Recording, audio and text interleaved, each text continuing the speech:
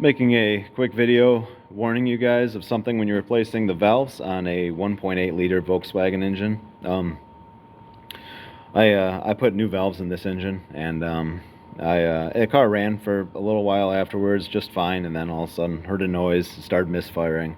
It dropped a valve. So I've heard of this happening a couple times on these 1.8s, and unfortunately I've never had it happen to anything that I've done this on. You know, I've done a lot of these motors, and you know, timing belts breaking and bending all the valves, and I've had to stick valves in them a lot in the past, and I've never experienced this, but I've heard of it happening, and I have no other technicians it's happened to.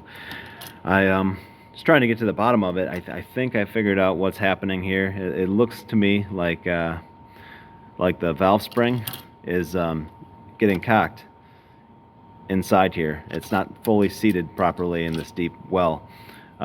You can see down here where the spring is supposed to rest. I can see a little polished area where the spring may have, you know, been misplaced at the bottom. It's hard to access with the spring in place, but when you drop this in, there is a possibility of it being, you know, offset ever so slightly out of its home, and then when you run it, it experiences spring bind, puts a weird, you know, load on the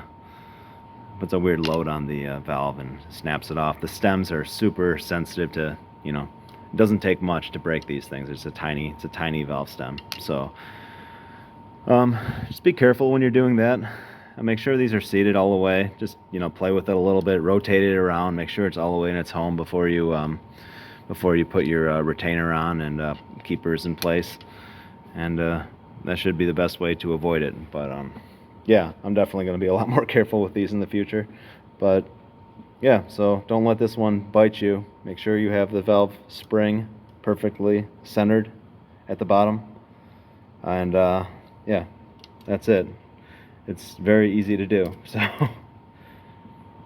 that's it. So hope this video helps somebody. Thanks.